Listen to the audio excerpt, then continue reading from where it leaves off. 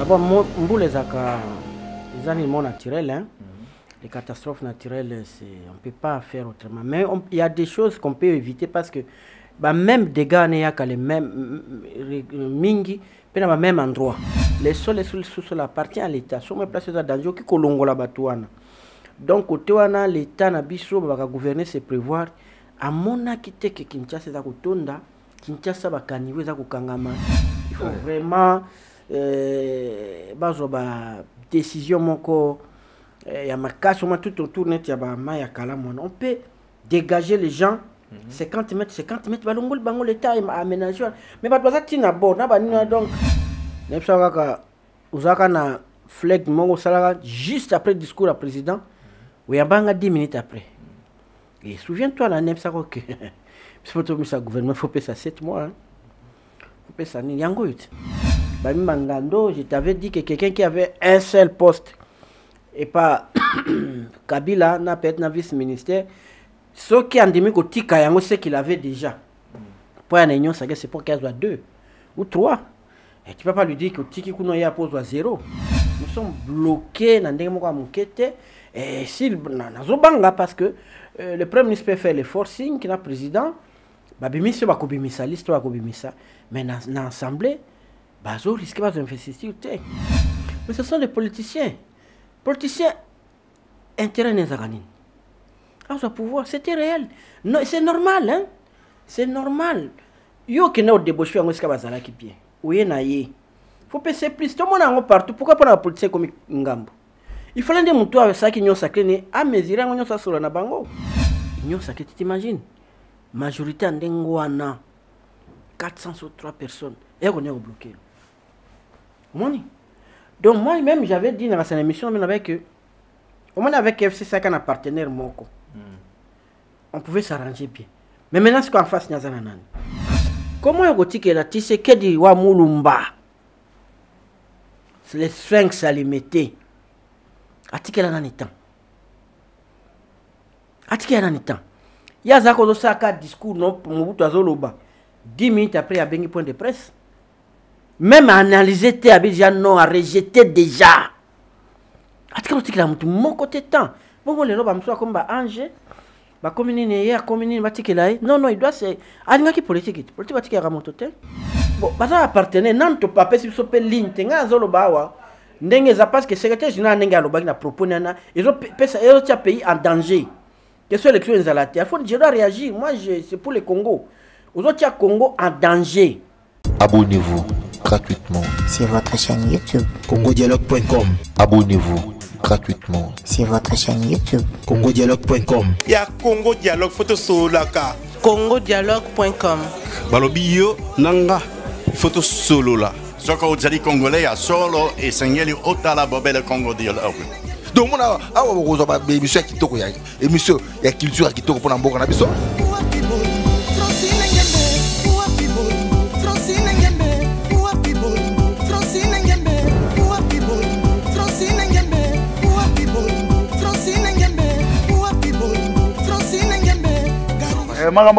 Congo Dialogue, donc blague était dans vos s'abonner à Congo Dialogue. Quand on parle de Congo, on voit directement les solos. Quand on parle de les solos, on voit la dame. Ça dit que Madame Francine Ngembe, ça pour ça canon, yende mokonza ma solo. Pas Francine Ngembe, donc deux fois tellement beaucoup donc. Congo Dialogue, ça c'est moi qui toko. Voilà, mbote bandeko balanzi, obozuli bakumala kolanda biso à travers cette émission masolo ya politique qui est ngeza penza. Yakoyeba ke bozala kawana ebele pona koluka ko comprendre sikanini actualité zo mema biso sikanini mboke zo kende de yango lelo lisusu makambo eza mo ebele tozo comprendre te union sacrée chaque jour ba makambo ebele gouvernement et où mêler zo bimate des consultations en consultation des rapports en rapport et nous semble que président rejeta qui monture ya liste du gouvernement, premier ministre, ça qui va rumeur, moi ils ont circulé qu'il doit démissionner le premier ministre parce qu'il faut pas remplacer Moutoumoussou. Donc les choses, ils ont moins de bah spéculation les qui tellement ébellé et aussi moi société bah dégâts causés na mvula ya lobby awa na Kinshasa pe na Congo démocratique mobimba yango to yambi maître Joe ngoto openza boyebi to yambaka ye moi mingi maître Joe azali penza cadre ya MLC azali vice-président interfédéral chargé à communication donc bango baza ba communicateur côté wana aza président parlement de la jeunesse et ndenge to yambi boye to yebi ke la moi ebele na mambo etali MLC mambo etali Congo démocratique maître Joe mbote na yo mbote mingi ndeko Steve mbote mingi na ba talibanso senga ko sona bino lelo ko partager sur makambo yo sur héritage na biso commun eza Congo donc biso nyonso to bundaka mutam tuna memaka pierre na ye poka Congo peza la malamu surtout vivre malamu pe bana na biso vivre malamu koleka biso ya ronde to chaque fois soko invité ngai nazangaka koyate pona opeso yanga pe makanisi matondo mingi to banda non awa mvule beta kilobi omoni ba dege salami po ma njili kutu mupanzi morwane bukani bazo babandi misala pona ko réhabiliter yango na ba makelele bat badindi ya même des morts ba maison ekei réaction na yo na makambo ezani bon d'abord mbule zaka ezani mon naturel hein les catastrophes naturelles c'est on peut pas faire autrement mais il y a des choses qu'on peut éviter parce que bah même dégâts ne ya les mêmes mingi pena ba même endroit les précautions ils ont makanangote donc de ce côté là on peut dire que l'état a fautif parce que bato bayaka wana bato za bateti mais oui mais bateti l'état a na pouvoir à exproprier aux ana pouvoir à kolonga parce que les sols sous appartient à l'état sur mes places dans danger qui kolongola bato wana donc côté wana l'état na biso ba gouverner c'est prévoir à mona kite ke Kinshasa za kotonda Kinshasa ba kaniwe za kokangama Kinshasa ba mona na bango eloko mongo te donc de ce côté là Kinshasa za vraiment ville moko ya ko refaire yango et on réfère yango s'il faut même déplacer des quartiers pour que et permettre mailler les cas bien la canalisation qui est bien tina fleuve vous allez bien sinon na ba liroyo même ba toazana ba banda les un peu sécurisés ba mais banda lui makele les côtés assez ba côté mususu donc danger za pas banda za pas tourner ba mai l'équipe ba presque partout ba mai ezali danger ezali que si rien n'est fait bah 10 ans à 15 ans Kinshasa vraiment ça ma trop il faut vraiment bazoba décision moko ya makaso ma tout autour net ya ba ma ya kala on peut dégager les gens 50 mètres balongol bango l'état a aménagé mais ba doza tina bon na ba nina donc ils en ma trop mtazabo e ma ezolo ba donc azava ndako za ce n'est pas normal via batuza eza primordial l'état vraiment il faut frapper il y en a le barabiso MLC to côté na pouvoir bato inabiso dans un premier temps nous disons biso s'il faut ba inabiso mais à la longue babete ya soma boko parce que biso 50 mètres aux ala école aux ala hôpital vous devez dégager ce que ça ata 20 km pas de problème mais faut to bongisa pona vie ya bato parce que mon tout moko 4 dans la famille moko 4 bana enseveli mais j'ai pleuré j'ai pas pu manger ça n'a pas si mon makasi pourquoi ça vous comprenez donc l'état première fois à mesure naé ya makasi nous au pouvoir ça sera comme ça sera trop dur on fera on vient bon la saison sèche bon na bolongwa après 3 mois 4 mois tout longo libino na makasi pona ko ni place on a parce que la vie a battu des opprimés ceux qui nous batoza na sika o kenete tout ça to pèse na place kuna na place ya pamba ma beleza na mona belé l'état ko pesa bango na moi forfait peut-être to kozong sa mbongo ndenge ya ndanga na mango eza te mais entre bonzela bokufa na bozo ata mo ndambo na bo préférer nini c'est ça l'état ne peut pas transiger makamanengo na ako discuter na batute il décide de resaba kanivo asika ce que koleka awa na ndako na nga ekoleka il fait ça c'est tout voilà to yesikoyo na politique maître Joe gouvernement zo bimate yoza na kata politique nini zo simbate nini zo sala ke gouvernement et bimate depuis ba noma premier ministre tililo un mois ngo ngane epsaka yote nepsaka ka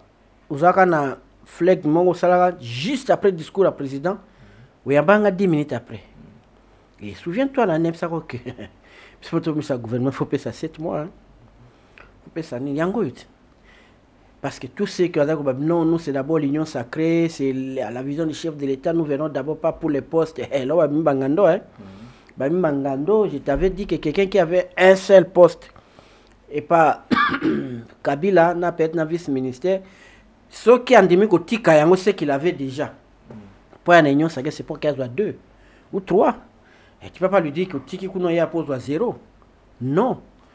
Si c'est réalité, on peut être Chapa qui président de la République qui n'a pas tenu, parce qu'il a fourri mon coboy, croyant que ces gens-là étaient sincères et honnêtes. Et maintenant, nous sommes bloqués.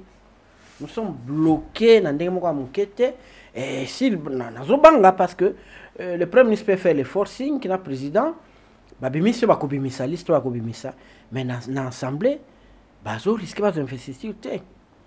Et puis même, bazo investir aux investissements, peut-être il y a 253 voix ou 260 voix sur 500, ce qui reviendra à dire que à tout moment, le gouvernement est en danger à motion à censure. Donc, l'avenir me fait un peu peur. L'avenir vous fait un peu peur, mais si quoi forcing c'est dit à quoi? Parce que les loyaux, tout le monde a besoin de Olobaka, oui, mais on n'arrive maintenant pas à comprendre quelque chose. Parce que ça, il y a lobby qui est fait dans le lobby qui est fait dans le bateau ba utaki ba côté mususu ba yemba la moko na ba dissident FCC place problème mais ça y a un autre problème mais niveau. Mais ce sont des politiciens intérêt les aranin à ce pouvoir c'était réel. Non, c'est normal hein, c'est normal yo qui n'a débauché en escaba zala qui bien oui na yé faut penser plus tout le monde en partout pourquoi pas la politique comme ngambo il fallait des moutons avec ça qui n'ont sacré ni à mesurer on ça sur la bango tout le monde même ba jouer rôle on na Barça qui est na Juventus sur Benanine tu le vas lui donner combien il faut proposer mieux à mon avis tu peux justifier qu'atika na Barça qui est kuna c'est la même chose non il fallait l'oba on dit union sacrée depuis Tobanda Tilelo ils ont un texte mon côté fondateur de éviter qu'est-ce qui fait quoi c'est quoi l'organe qui tranche les conflits, c'est quoi l'organe qui gère quoi, et toujours kumba makaka bongo et c'est un peu dangereux. Et kama beko makaka. Et beaucoup makaka c'est Lisanga Bonganga a raison. Abi Félix voulait se séparer avec Kabila alors qu'il s'est bloqué lui-même. Je suis tenté de le dire. Parce que monsieur Zahaki que soit président Ngassé non, tu as bloqué Kabouya Bengi Bato FC Sazako bloqué. Mais maintenant qui bloque? Parce que le président a tout maintenant, non? Bah, mais 400 combien? 403. Bah, tout va dans l'Union sacrée, tu t'imagines? Majorité en Dengouana. 403 personnes. Et on est bloqué. Donc, moi-même, j'avais dit dans cette émission, que, au moins avec FC Saka, un partenaire Moko, on pouvait s'arranger bien. Mais maintenant, ce qu'on fasse, ensemble, AFDC, MLC Ali, Azana Batou. En face n'est belé même bateau azali ba composante na kati FCC ba ko ça bloc mon FCC ça peut saluer le ba moko ba comme partenaire né direct ça c'est compliqué je te dis mbokande de telemi parce que c'est depuis octobre qu'on ne tient plus le conseil des ministres et jusqu'à présent il y a des graves décisions qu'on peut pas encore là il y a un communiqué à directeur cabinet pexec ba ministre va s'engager mais il y a deux n'a pas moins de ba ministre parce que après mars il faut payer et s'accélérer bah moi de la ministre va prendre des décisions mais ils sont bloqués et c'est le pays qui est presque à l'arrêt et c'est compliqué et dans tout ça c'est dans peu de temps que 2023 il faut qu'il y ait les élections mais oui c'est un délai constitutionnel je ne vois pas pourquoi on va déroger dans les mandats de 5 ans chaque 5 ans il faut renouveler. Il faut qu'il y ait une élection. Oublions qu'aux en carte d'identité, donc il faut recensement, il faut identifier. On ne peut pas les lier. Le recensement, ils allaient démarche administrative. Et ça, on a un problème. On peut. Les lois avec la technologie, les lois, il y a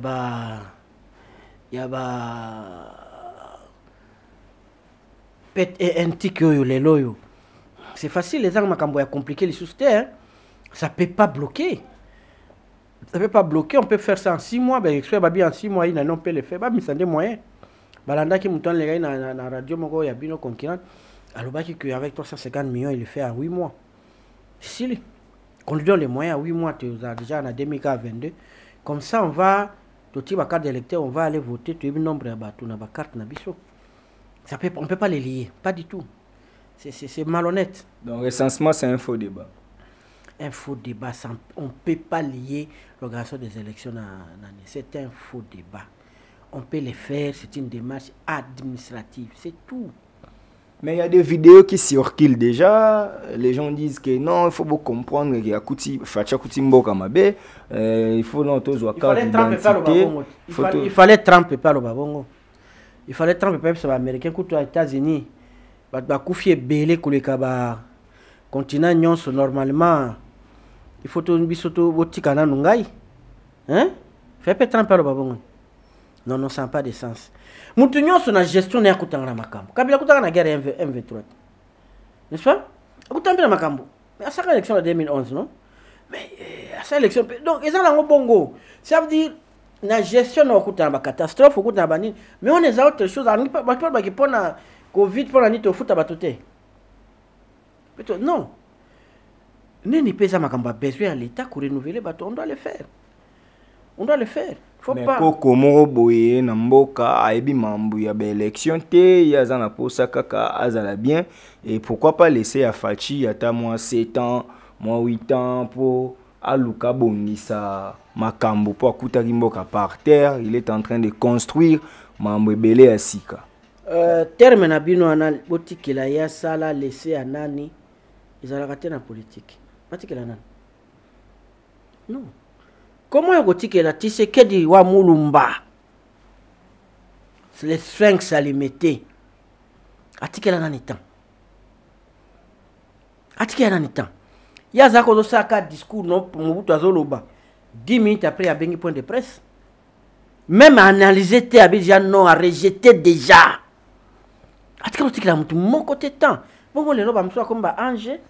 Ba commune ne ya commune batikela non non il doit c'est alinga ki politique batikela ramonto te batikela ndenge nini totika na katela politique bunande kaka mutatikela moninga zate wana za un politicien qui dit ça za faible batikela ramonto te ba vidéo mo ezotambola ndeko moko na yebi ke starle ochela nga vidéo oyo ndeko wana lobi ye moka mibengi soka zana ni ya IDPS na suka gangeli basango abisango moko mekobima na nzela bakopasola bango basutani bayeba nini ebombama na kati mpo moto auti koyaka sikoyo moto abandi mambra sikoyo bozwa moto ya mabe bozomona te bozolinga mboka te mpo nini boya kooblige mbala moko ke élection eza bozobosana mamba na avec beaucoup de colère asala vidéo wana na vote aya nde tozala na Saint Charles Lwanga Saint Michel Saint Pierre atelemi na face abisi so de tobima ba église.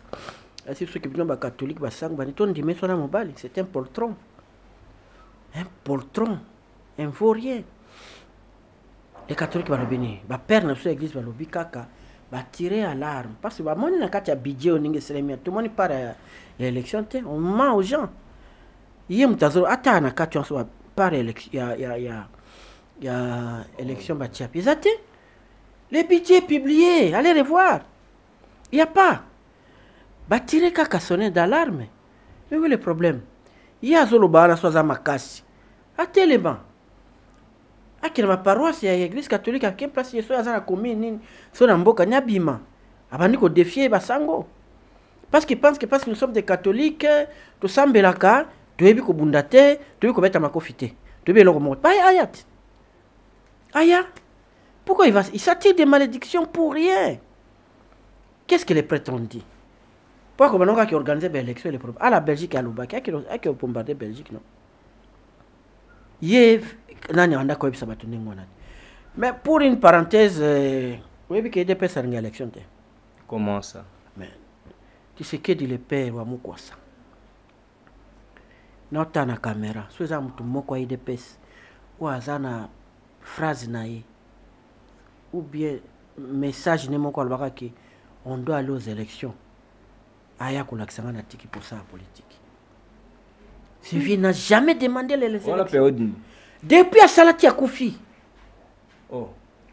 Papa. À 5 élections, Bozela yawa pour la carte rouge nini na nini. Aya lobaka ke Kodjo Azali, Kabiliste Mounene, tout ça. Est-ce que ça me faut qu'il y ait une élection à tout prix? Non. Les vieux ne demandent, n'exigent jamais. Avec Moumouto Zega Kao, légitimité il y a conférence nationale n'enga comment qui premier ministre. C'était tout. Atikala parce que pression vient dans Zaka Nango. Dans l'époque où Moumouto mandat na Moumouto Silaka laisse. À ce discours le 24 novembre et avril. Mandat, Azaki non a mandat n'est aussi le 5 janvier 2091. Comment Mobutu est resté au pouvoir de 91 97 ben ko bengane na arme. Le Tshisekedi était où? C'est Mobutu qui commençait à dire allons aux élections et eux ne voulaient pas. C'est de l'histoire, faut pas tout ko sabana. Na fingi mutu teza histoire. Oya moni ke na kosi. Tshisekedi aki ko asala ki élection na bango nyonso sake ba kibasa banani wana. Nyonso sake za kombo le lote. Ceux qui va s'engager une fois tes élections, qu'ils viennent le dire ici. Et Ngunza Kalibonda Abisa, elle s'est détruisée na bango, Abisa Kaye, que vous avez peur des élections. Parce que vous avez. Et c'est quoi, c'est hier, ni dans les années 4, il y a eu des pestes les lots. Vous êtes populaire. Au moins, il y a pas de coup de moutatala, ceux qui. Chirac a déjà fait ça, non? Pour le symbole, à mon après l'élection, oui. À ça, la majorité, mon cas, mon la majorité. À mon avis, que le peuple a lingaye, pas en dissoudre à précipiter l'élection. Et ça m'a pénétré il n'y a pas 2 ans. Pas pour as comme majorité est confortable. Mais eux qui disent qu'ils ont le peuple, ils ont le peuple. C'est l'occasion pour eux de faire d'ailleurs les élections vite. Pour cette fois-là, Fatih Penda doit être 200 et il y a des pèses. Alors ça alliance qu'on a battu comme ça, il dirige confortablement. Ça, il devait, vous devriez, vous, il dépêche. Appelez vite les élections. Mais quand on commence à avoir peur, c'est que quelque part, on sait qu'on n'est pas populaire. Ça va partenaire. Oui, mais ben gambing plus ça. Moi, n'ingai ma ben n'ingai na lingaka ko trahir conscience n'angate. Bon, ça partenaire. Non, tu pas si so pe ligne. Tenga zolo bawa. Ndenge za parce que secrétaire général n'enga lo bagi na proposer na. Ils ont pays en danger. Que ce élection ils allaient. Il faut je dois réagir. Moi, c'est pour le Congo. Aux autres, Congo en danger. Quand ils disent ça, ils ont pouvoir. Les investisseurs qui viennent venir au pays, ils payent la sûreté. Parce que tout peut basculer. Il n'y a aucune élection. S'occuper aux Zala. Donc c'est ça en fait. Élection aux Zala 2023. Ça sera la plus grosse erreur il y a Fatih. Ce qui est organisé en côté. Et je crois qu'on s'emportait dans l'IDPS avec. Mais Kabou ya outi pe koloba sou mikolo secrétaire général ya IDPS alobi bango ba mandaté ata mutu moko te po atelemela basango. Bango baza na problème te na Senko, baza na problème te na église catholique, baza na problème te bango baza prêt ya ba élection. Ba bi bozo mona mandinge Fatih aza na candidat ni nyako bete na élection. Tous en non pêche sérieux. Abi bango ba mandaté ata bato nyoso ba oloba na Italie bango te. Bon, ngai na moni amutu moko wana na 10e ri atelema chaque pourquoi. Na 10e devant ni na bango. Ba marché ko estrade ba tie drapeau ya Congo, ba tie IDPS alobaka, c'est devant les sièges. Quand lui dit même hier avec élection za ta fini Mosengo tout ça. Kabuya c'est son bureau en face non. Osomoni ye mkolomoko a qui ne prennent pas pour des petits enfants. Aniaka, je sais même Eba Blokaka Kobini Angalima pendant 4 mois lui disait qu'il n'avait pas l'information. Ça c'est quel mais c'est nous manquer de respect. C'est nous manquer de respect va manater mon tout n'engeni. Bon les gens qui disent là devant les sièges. Ba tira bango caméra zo le kanaba. Ba chaîne na bango ba yoka base, ba yoka son, ba chaîne na bango le kaka. Lui a déjà interdit, on a déjà vient communiquer condamnant ces gens là. Non, il faut pas faire ça vient de l'IDPS. Même Moutoyo, le binanga vidéo, nous tout ça. Mais ça me IDPS. Au monde va condamner. Non, on sait. À tout cas, ça, gestion, nous on sait qu'il y a ça derrière. On sait. L'église sait qu'il y a ça derrière. Pour les catholiques. On sait qu'il est derrière. Non, il y a un qui m'a cassé pour poser catholique. Danger, quand on a l'ingate, on n'a même pas touché l'église. Mais ceux qui ont l'église, nous sommes non, on n'a pas touché, ils sont dans les vrais. Ils sont dans les vrais. Va demander. Est-ce que balobi babika kake to se banda ko préparer l'élection héros. Nous sommes en 2021 ba aider yo. la contestation ezalaka bando préparer. C'est tout. Bando ko ba partenaire mususu no bo pesa biso nini, to pesa no ba avion, no ba papier. Bando ko luka héros. On l'aide tout simplement. Ça ne veut pas être compliqué, non? Voilà. Mais déjà si ko na mambuka ya ba poste parce que lelo actualité zana nka wana mambango rumeur. Et donc circuler Sami Badi Banga a démissionné qui n'a poste à premier vice-président du Sénat pour comme en la primature. Et Sama s'est dit bloqué jusqu'à ce qu'il fasse démissionner. Badi Banga comment? Bon, on a évité en politique. Politique est un monde impossible. Ou non, on a qui au salem, na politique. Je ne sais pas, Badi Banga, moi, je peux appeler ça non raison a été. Tout ce que nous disons, il y a des précipitations, banini, bon. Tu y éviter, est-ce que Fati peut avoir risque wana accepter démission à Sama? Et puis il peut Sama, qu'est-ce qu'il croyait? Alors que tu vas attendre les tapis rouges bois tambola facilement?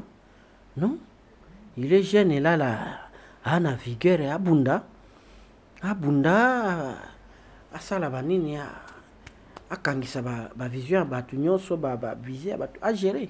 Non mais il s'est dit être bloqué parce que azomona bat bazoya ba liste ba rotina moto ya tindi liste président parti na ba proche na soit dans des postes c'est que yé na neveu na to na cousin na azomona on dirait géopartage en ezate géopolitique da respecter ba parti politique ba vivre te amoni kaka ba ancienne figure ezozonga azomona on dirait mamongo ezosimba alors qu'il a consulté plus de 46 regroupements.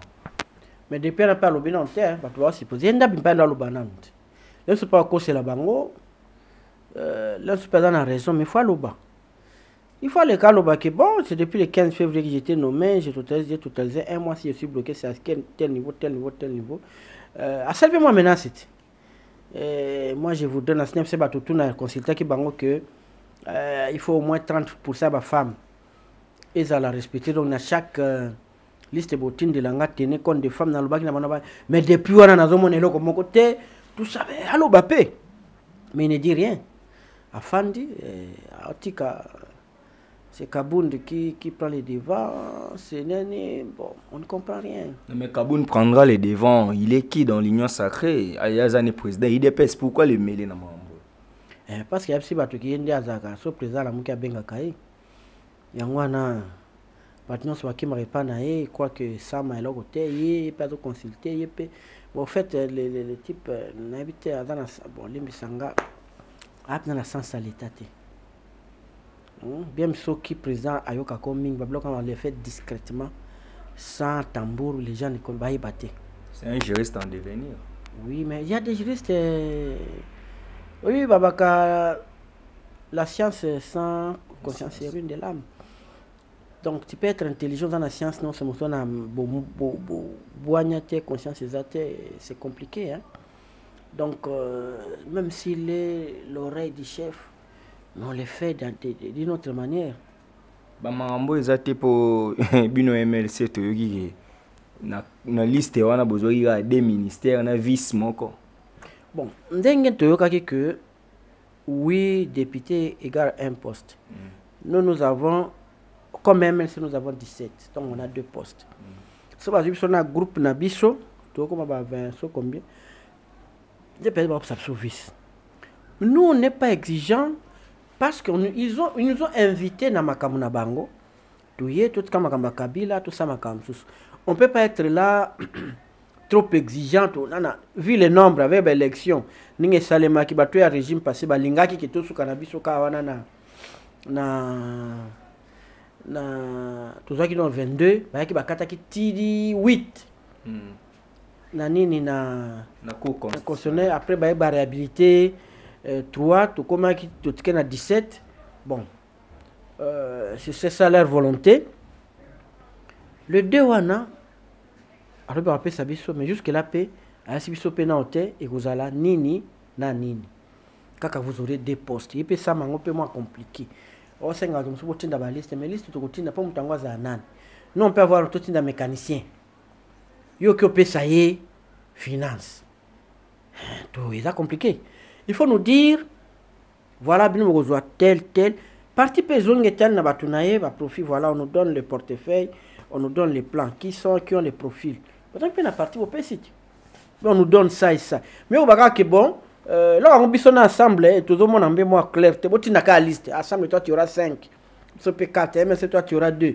Tu n'as pas ah, toi, tu n'as pas pas ça, nini. Base à la ministre, wapi. Tout le monde a une technicité, puis on a parti. Tu as dit que, ah, les tous algans, ceux qui allaient net ministre, il y a tel.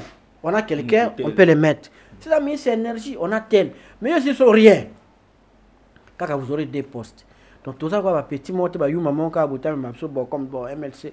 On peut tenir comme genre et famille, et puis jeunesse et sport. Et ça va ministère, bien sûr, mais là, ce moto, c'est le Tinda qui a penandé, à ta penandé économiste à ma casse. Il y a que vous pouvez essayer genre et famille. Il faut savoir ce que MLC aura ça, côté, bon, donc c'est très technique, puis on va juriste, le gouvernement Bozana, pour exemple. Bien sûr, économiste, on a posté un juriste, et quand banani, pas passer sa candidature. C'est ça justement. Ne fût-ce que ça, et puis ça ne peut pas faire un tabou. Pas faire un tabou, dit que nous beaucoup de boy. Voilà. Ah, ça c'est grave. Mais déjà, quand nous avons des tabous, qui sont compliqué, ils préciser. Et de l'autre côté, il faut passer bien. La Mouka est comme une décision, il y a 2 personnes à présidium. Parce que ceux qui sont côté où Kessimbité, Bozo Ngawa Pipo, la Mouka et si Balongola, Bemana Katumbi na présidium. Bon. Côté où Ngawa était parce que il n'est pas à payer, il y a le bagaza président élu, il y a un droit. Attends la place ni Balba qui n'est qui a Bengana Baninga. En fait, on va voir un peu la Mouka sans Bemba et Moïse. On est basé à l'eau. Total un peu ce qu'ils feront. Autour de bisous tout le monde a toujours ngawapi. MLC les gens viennent autour MLC nous courons pas derrière tout la bateau. On a fait l'union pour la nation tout ça m'a belé. Donc même la Mouka, même BFCC, même Cash bisous avant 2023, nous allons obliger à reconstituer se reconstituer le groupe. Donc, ça va peut-être s'accrocher. Parce que, ce que par exemple, il y a des tours, c'est connu que chaque candidat ira de son propre gré, librement, dans le premier tour. C'est dans le deuxième tour, donc, ça la alliance, surtout bien en combo nini. Donc, pour le moment, on ne peut pas se tuer pour la Mouka. Bon. On a fait ce qu'on a fait, Dieu seul sait. Comment on a porté notre candidat commun, comment on l'a porté, on a réunion, on va sortir dans la siège MLC dans Kassavoubou. Donc les MLC vraiment a porté qui pensaye, comme on a gagné na Bouembo, Kabemba, même on a Chipoui, ou comme nini, c'est quand même, nous on ne regrette pas de l'avoir aidé. Je le confirme encore ici, c'est lui qui avait gagné les élections. Mais c'est passé ce qui s'est passé. Ben, s'il va croire que et Basel il y a ko bengana baninga ninga za ko sala bonne chance à lui à Kende biso to wela ngote parce que nous on peut créer autre chose. Ensuite, avec cette information et créer polémique dans le sport, il faut vraiment sportif, il faut appeler ça mon sport, mais l'Europe sali sous Timothy Fayoulou et créer sous moi polémique fort. Donc le fils de Martin Fayoulou a préféré n'être en Suisse. Oui, moi. Ah, oui, là-bas. Gardien on a bêta.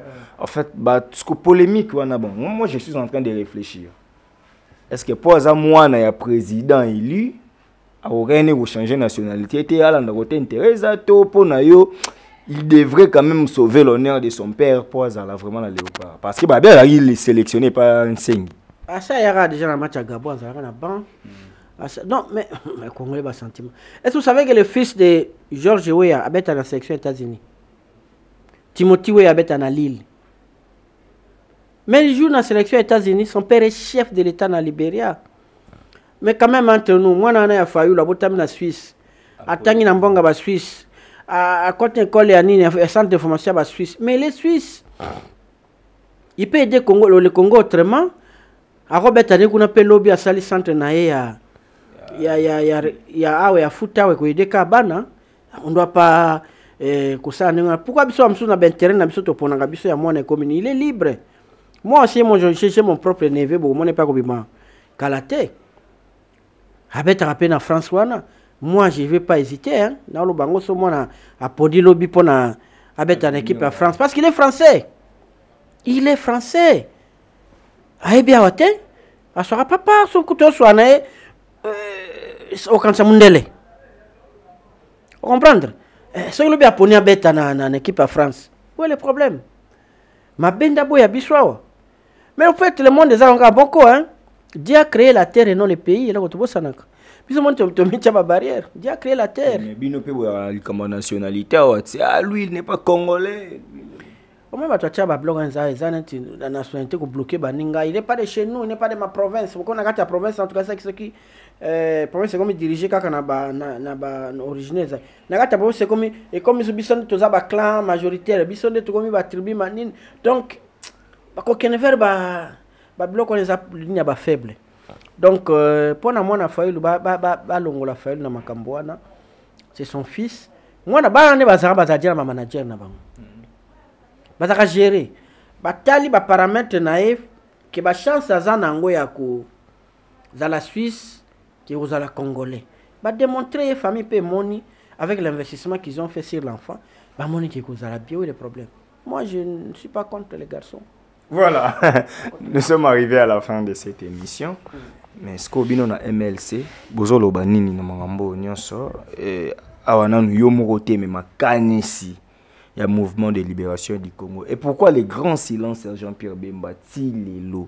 Les gens n'arrivent pas à comprendre. Est-ce que Bemba, on te va na Rosela, yeyoto, yeyote. Pour Yebi, que Bemba na CPI, tout le monde disait que Bemba, Bemba, mais Bemba a confondu tout totalement. Bemba Roma silencieux, Bemba no vana la gemena, Bemba lo bagate. Donc ba comment mi tourne né Jean-Baptiste tourne na go yeso ngoto banozela yeyo to zela mususu. Non, on laisse les gens accumuler leurs de bêtises, il va parler. Quand on a fait appel à lui, il est venu hein. Maintenant boyite ko pestinda batneba ke na gouvernement. Biso tozo zela rentrer oyo pour na ba réforme. Vous allez entendre les MLC, tous allez très actifs na ba réforme oyo parce qu'il y a des bases. Ceux qui ont la réforme a bien des Congo et qui démarrer bien. C'est pas ma kamaba homme banin.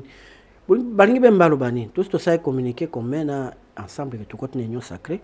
Il y a plus un secret pour ça. Nous sommes dedans et on attend. Nous sommes pas que nous sommes là éternellement. Si ça ne marche pas selon Banin Abisso, poliment on va dire bon ça n'a pas marché. Merci. Nous nous retirons. Nous préparons les élections. Et dans l'union sacrée, Bozala Bemba Katumbi et les autres Babati. Si on nous avait dit que tout le monde n'a ça même pas plus de 2 réunions. Tout est malembe. Tout est malembe. Ce qui c'est là, au moins appelé tout ça de casser tout le monde. On a communication, on a comme que Ndekoboya. Les MLC il a cru que c'était de bonne foi et comme que tout s'alignait derrière Fatih, alors les MLC déclinent. Merci d'avoir de nous avoir sollicité. Nous ne pouvons pas aller dans cette démarche là, c'est tout. On va le faire. Les abongotés, si surtout ya kaka to tombola mboka to imaginer gouvernance asika to boya ndeni pomboka eza ya biso ndetu yake c'est comme que poto ya wana biso nyonso to se miwe to simba kaka. Je suis désolé, c'est pas les MLC qui va faire ça. Si les autres vont faire ça, non, c'est Jean-Pierre Bemba qui est notre candidat au côté de la Macambonate. Oui, il faut soutenir, pas du tout.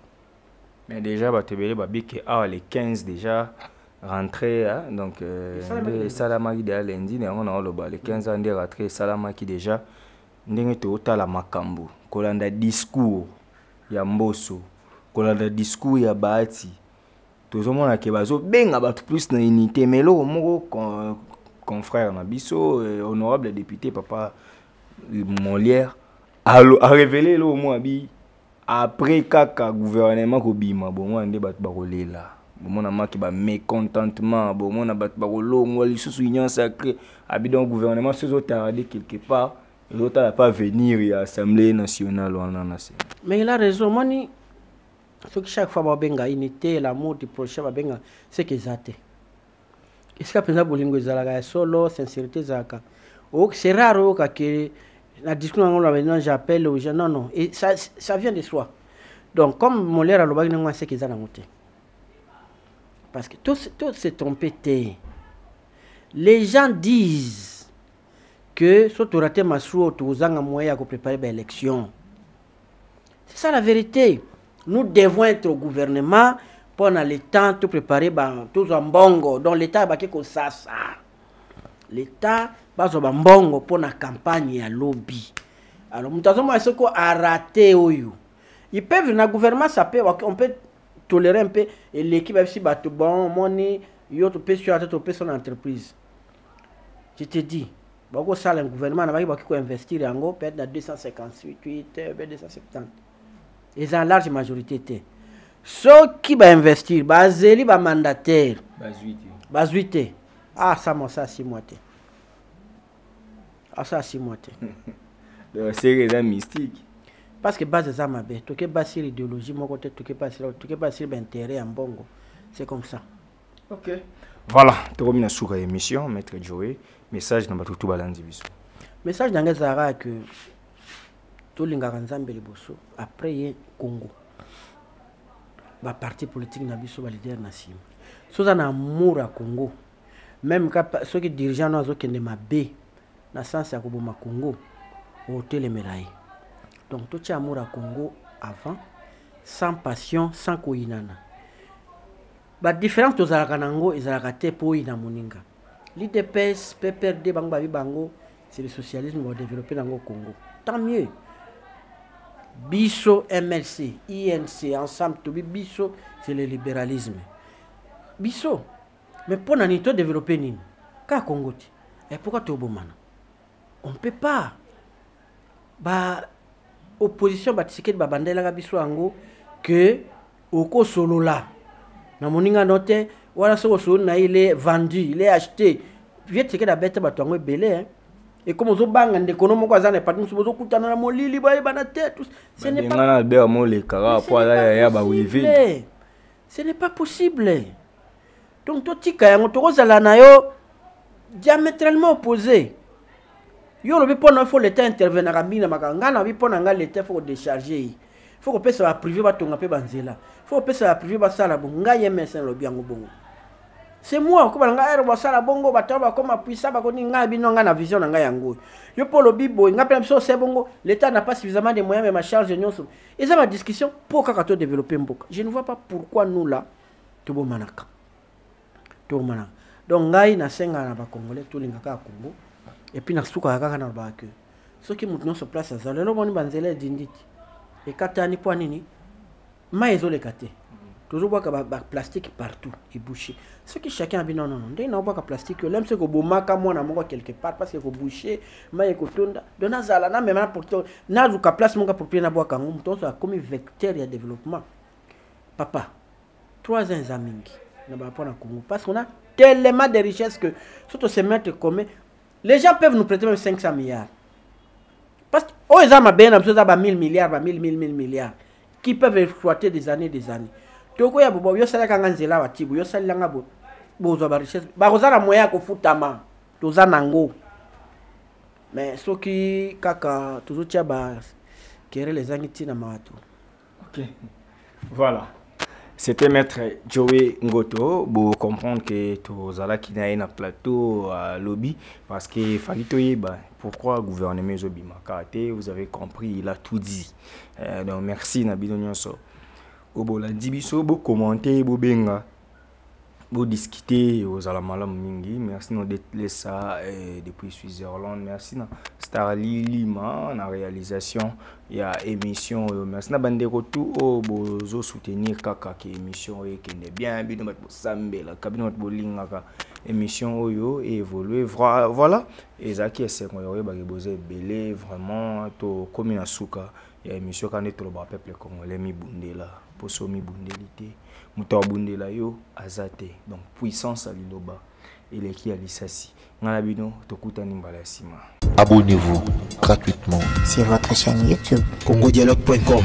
Abonnez-vous gratuitement sur votre chaîne YouTube. congodialogue.com. Il y a Congo Dialogue, photo solaka. congodialogue.com. Balobio nanga photo solo là. Soko ozali congolais ya solo esengeli otala bobele Congo Dialogue. donc mona awa bokozwa baémission ya kitoko ya émission ya culture ya kitoko mpona mboka na biso.